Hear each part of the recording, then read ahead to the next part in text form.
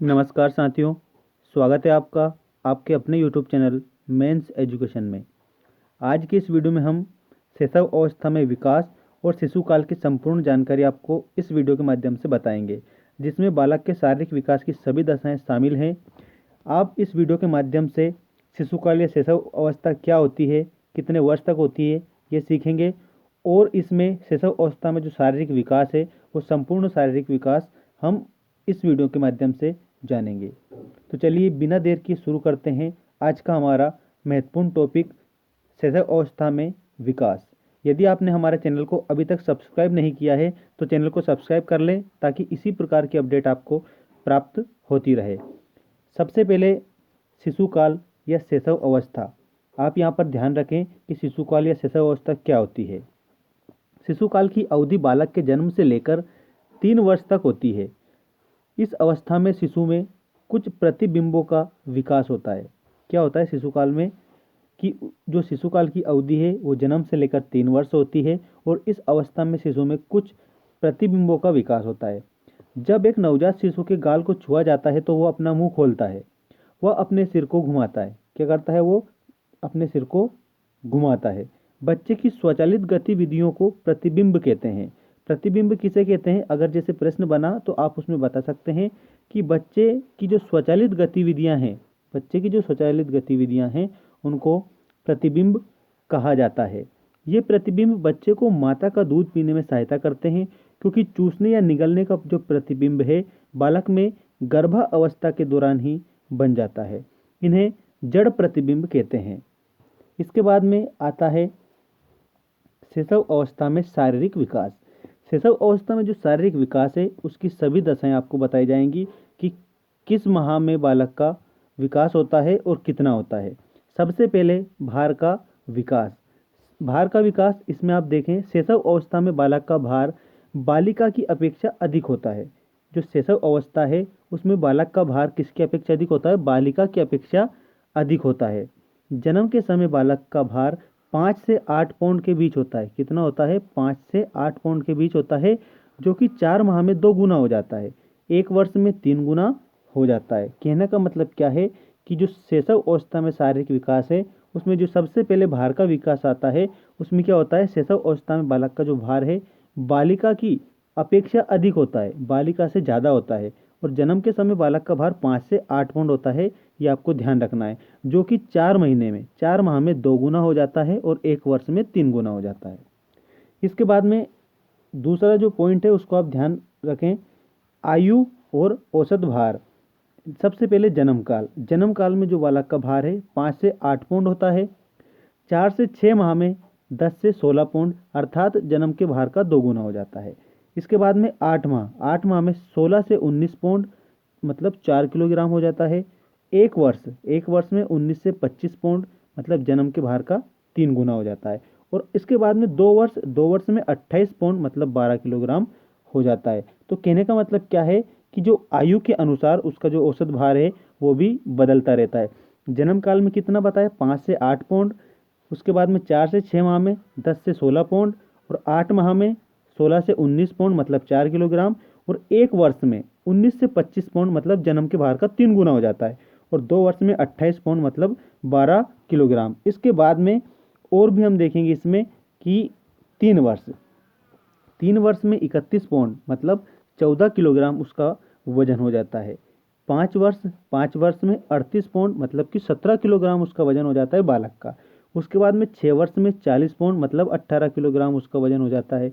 इसके बाद में 9 वर्ष, 9 वर्ष में 65 पाउंड, मतलब 29 किलोग्राम, 29 किलोग्राम उसका वजन हो जाता है।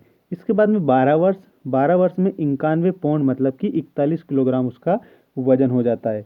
इसके बाद में आता है 15 वर्ष। 15 वर्ष में 126 पाउंड होता है, मतलब 57 किलोग्राम। ये भार अगर पूछा जाए कि 3 वर्ष में भार कितना हो जाता है बालक का, अगर पाउंड में आए तो आप 31 पाउंड बताएंगे, और लगभग कितना? 14 किलोग्राम। इसी तरह से 5 वर्ष में 38 पाउंड। तो ये सारा 5 वर्ष, 6 वर्ष, 9 वर्ष, 12 वर्ष, मतलब अलग अलग डिफरेंट उसका जो भार है वो औसत भार होता है। इसके बाद में लंबाई का विकास। अब लंबाई का जो विकास है बाल्यावस्था में, लंबाई का जो विकास है शिशुअवस्था में, इसमें क्या आएगा? ध्यान रखें आप, जन्म के समय बालक की जो लंबाई लगभग 20 इंच होती है।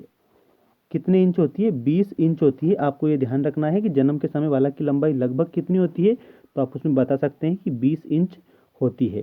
शैशव अवस्था के दौरान, शैशव अवस्था के दौरान लड़कियों की अपेक्षा लड़कों की लंबाई अधिक होती है। किसकी? लड़कों की लंबाई अधिक होती है लड़कियों की अपेक्षा। बाल्यावस्था में लड़कियों की लंबाई लड़कों की अपेक्षा अधिक तीव्रता से बढ़ती है। अब कहने का मतलब क्या है? सबसे पहले तो इसमें क्या बताया कि जन्म के समय बालक की लंबाई कितनी होती है? 20 इंच होती है। उसके बाद में शैशव अवस्था, शैशव अवस्था के दौरान लड़कियों की अपेक्षा लड़कों की लंबाई अधिक होती है। कौन सी अवस्था के दौरान? शैशव अवस्था के दौरान। लेकिन बाल्यावस्था में लड़कियों की लंबाई, बाल्यावस्था में क्या होता है? लड़कियों की जो लंबाई है वो लड़कों की अपेक्षा अधिक तीव्रता से बढ़ती है। इसके बाद में देखें इसमें आयु और अब औसत लंबाई। इसके पहले हमने औसत भार देखा था। जन्म काल में 18 से 20 इंच, 18 से 20 इंच क्या होता है? औसत लंबाई। इसके बाद में 4 माह में 23 से 24 इंच, 8 माह में 26 से 27 इंच, 12 माह में 28 से 30 इंच औसत लंबाई होती है। इसके बाद में 2 वर्ष में बालक की जो औसत लंबाई है वो 33 से 34 इंच होती है। 5 वर्ष में 38 से 40 इंच होती है। 11 वर्ष में 61 से 62 इंच होती है। और उसके बाद में आता है 18 वर्ष में 68 से 70 इंच बालक की औसत लंबाई हो जाती है। इसके बाद में आता है हड्डियों का विकास। हड्डियों का विकास किस प्रकार होता है, कितनी हड्डियां होती हैं, ये आप इसमें सीखेंगे। सबसे पहले आपको ध्यान रखना है नवजात शिशु में 270 हड्डियां होती है। कितनी हड्डियां होती है? 270 हड्डियां होती है। ये हड्डियां छोटी, कोमल और लचीली होती है। कैसी होती है? हड्डियां छोटी होती है, कोमल होती है और लचीली होती है। पहले वर्ष हड्डियों का विकास तीव्र गति से होता है। पहले वर्ष क्या होता है? हड्डियों का जो विकास है वो तीव्र गति से होता है। दूसरे वर्ष अपेक्षाकृत मंद गति से होता है। बालक की हड्डियां कैल्शियम, फास्फोरस व खनिज लवण के कारण कड़ी मतलब मजबूत बनती है। इस प्रक्रिया को अस्थि निर्माण क्रिया कहा जाता है। क्या कहा जाता है? इस प्रक्रिया को अस्थि निर्माण प्रक्रिया कहा जाता है। अब हड्डियों का विकास, उसमें सबसे पहले तो आप बताएंगे कि जो नवजात शिशु होता है उसमें 270 तो हड्डियां होती है। ये हड्डियां छोटी होती है, कोमल और लचीली होती है। पहले वर्ष में हड्डियों का विकास तीव्र गति से होता है और दूसरे वर्ष में अपेक्षाकृत मंद गति से होता है।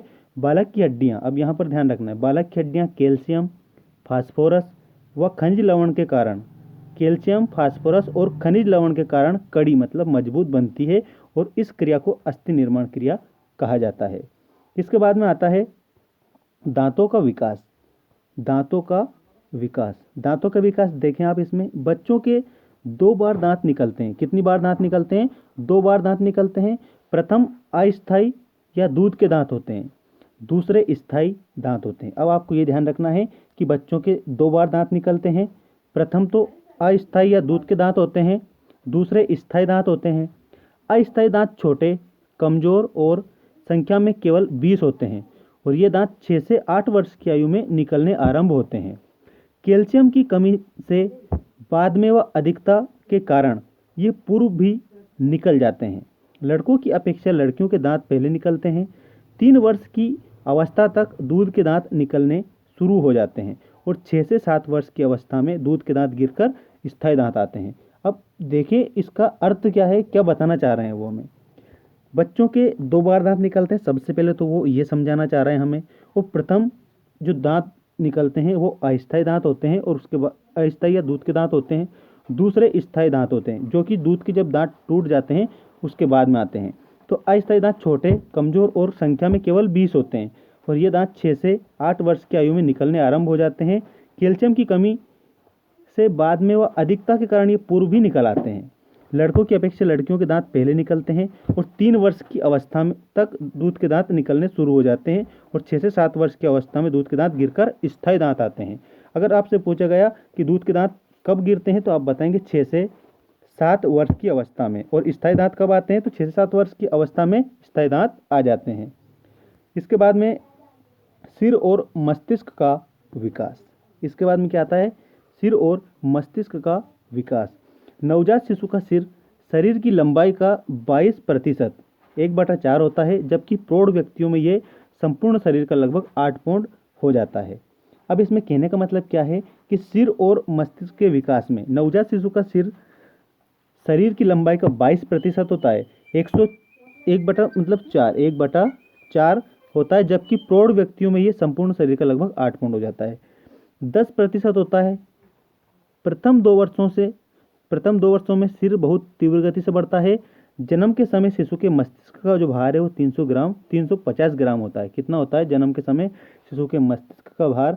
तो 350 ग्राम। अब ये प्रश्न इस तरह से बन सकता है कि जन्म के समय बच्चे के मस्तिष्क का जो भार है वो कितना होता है, तो आप उसमें बता सकते हैं कि 350 ग्राम उसका भार होता है, जो उसके भार के अनुपात में अधिक होता है, जबकि संपूर्ण शरीर का भार 1440 ग्राम होता है, मतलब कि 1440 ग्राम होता है।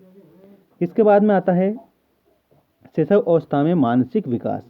शैशव अवस्था में मानसिक विकास, अब जॉन लॉक के अनुसार आपको ध्यान रखना है। जॉन लॉक के अनुसार नवजात शिशु का मस्तिष्क कोरे कागज के समान होता है, अनुभव के साथ साथ उसके ऊपर हर बात लिख दी जाती है। अब देखें मानसिक विकास और एक तरफ है आयु। सबसे पहले एक सप्ताह में मानसिक विकास की दशा क्या होती है? कष्ट होने पर रोकर कष्ट प्रकट करना, अचानक जोर की आवाज़ सुनकर चौंकना। उसके बाद में दूसरा सप्ताह चमकीली और बड़ी आकार की वस्तुओं को ध्यान से देखना। इसके बाद में एक माह में हाथ में देने पर वस्तु पकड़ने की कोशिश करना, भूख दुख सुख में अलग तरह से चिल्लाना। इसके बाद में 2 माह सुनने या देखने के लिए सिर घुमाना व अलग तरह की ध्वनि निकालना। इसके बाद में 6 माह शिशु का नाम पुकारने पर सामने देखना, प्रेम या क्रोध में अंतर पहचानना, आवाज़ सुनकर उसका अनुकरण करना। इसके बाद में आता है 8 माह। 8 माह अपनी पसंद के खिलौने लेने की चाह करना और दूसरे बालकों के साथ खेलने की चाह करना। 1 वर्ष दूसरे क्रियाकलापों का अनुकरण करना व 4-5 शब्द बोलना। इसके बाद में आता है 2 वर्ष। 2 वर्ष में बालक 2 शब्दों का वाक्य बोल सकता है। उसका शब्द भंडार 100 से 150 शब्द के बीच होता है। अब प्रश्न अगर बन गया कि 2 वर्ष में बालक का शब्द भंडार कितना होता है, तो आप बताएंगे 100 से लेकर के 150 शब्द के बीच होता है। इसके बाद में 3 वर्ष में बालक छोटा वाक्य बोल सकता है, वह पूछने पर अपना नाम बता सकता है। 4 वर्ष बालक अक्षर लिखना प्रारंभ कर सकता है, 5 या 10 तक गिनती बोल सकता है। इसके बाद में 5 वर्ष जटिल वाक्य बोल व दोहरा सकता है और रंगों में अंतर कर सकता है। इसके बाद में आता है शैशव अवस्था में सामाजिक विकास। शैशव अवस्था में सामाजिक विकास, आप ध्यान रखना, सबसे पहले आयु और उसके बाद में सामाजिक विकास। 1 माह का बालक साधारण आवाज़ों व मानव की आवाज़ों में अंतर नहीं समझ पाता है। 2 माह इस अवस्था में बालक मनुष्य की आवाज़ पहचान सकता है, दूसरों को मुस्कुराते देखकर मुस्कुराता है और गोद में उठाने पर रोना बंद कर देता है। इसके बाद में 3 माह बच्चा दूसरों के बीच अपनी माँ को पहचान लेता है, उससे बात करने पर वह रोना बंद कर देता है। इसके बाद में 4 माह बालक उठाने के लिए बाहें फैलाता है, उसके साथ कोई खेलता है तो वह हंसता है। इसके बाद में 6 माह अपरिचित व परिचित में अंतर करता है, वह क्रोध प्रेम के व्यवहार में भिन्न प्रतिक्रिया अभिव्यक्त करता है। इसके बाद में 8 माह आवाज़ व कार्यों का अनुसरण करने लगता है। 12 माह बालक बड़ों की आज्ञा सीखना प्रारंभ करता है और शीशे में अपने प्रतिबिंब से खेलता है। इसके बाद में 2 वर्ष बालक घर के कार्यों में सहयोग करने लगता है, वह खिलौनों और खेलों में रुचि दिखाता है। 3 वर्ष इस वर्ष में बालक दूसरे बच्चों के साथ खेलने लगता है। 5 वर्ष इस आयु में बालक सामूहिक खेलों की ओर आकर्षित होता है, जो कि वे खेलते हैं। इसके बाद में आपको ध्यान रखना है शैशव अवस्था में सामाजिक विकास। परिवार सामाजिक गुणों में विकास की पहली पाठशाला है। इसके बाद में दूसरा आता है 3-4 माह के शिशु में सामाजिकता का विकास होने लगता है। इसका सबूत है कि वे रोता हंसता हुआ बालक अपरिचित व्यक्ति को देखकर शांत हो जाता है। इसके बाद में 2 वर्ष की आयु में शिशु अपनी आयु के बच्चों के साथ खेलना शुरू कर देता है। 3 वर्ष की आयु में वह समूह कार्य में रुचि लेने लगता है और 5 वर्ष तक वह सामूहिक खेलों में भाग लेने लगता है। फ्रेंड्स, ये था आज का हमारा टॉपिक, जो कि